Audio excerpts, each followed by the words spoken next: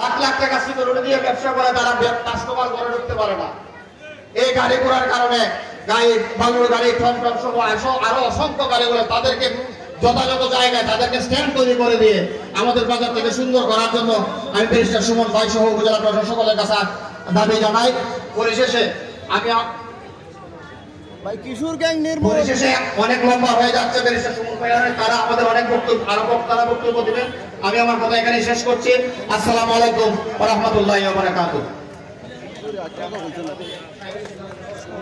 কথা বলে অনেক মানুষ আছে চাওয়া আমরা ব্যবসা কল্যাণ সমিতির একটু চাওয়া আছে দুই একটা কথা বলছেন না কথাগুলো যেটা আছে সোম বাইরে কইলে সোম বাইরে কথা কইছে তাই তো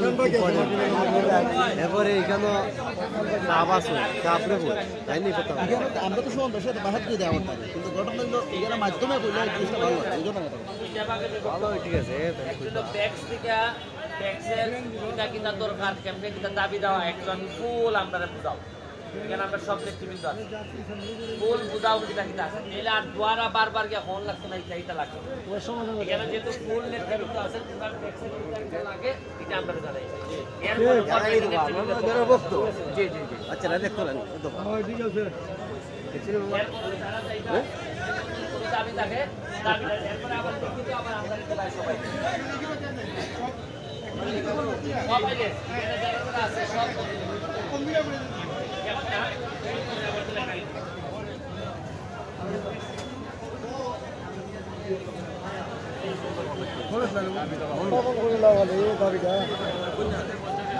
সম্মানিত সুধীবৃন্দ, এ পর্যায়ে আপনাদের সম্পর্কে সংক্ষিপ্ত বক্তব্য নিয়ে আসছেন ব্যাক্সের সহ সাংগঠনিক সম্পাদক জনাব জামাল উদ্দিন।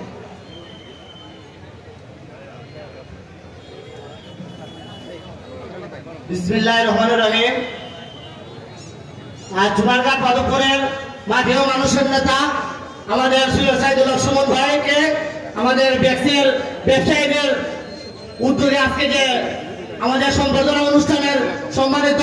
সভাপতি আমাদের মাঝে আরো বিশেষ অতিথি হিসেবে উপস্থিত আছেন আমাদের নবনির্বাচিত সম্মানিত উপজেলা চেয়ারম্যান এবং ভাইস চেয়ারম্যান আমাদের মাঝে উপস্থিত আছেন এবং আমাদের মাঝে যিনি পরিচালনা করছেন আমাদের ব্যাক্সের সাধারণ সম্পাদক নাজমুল ইসলাম বুকুম ভাই। আমি বেশি কথা বলবো না, আমাদের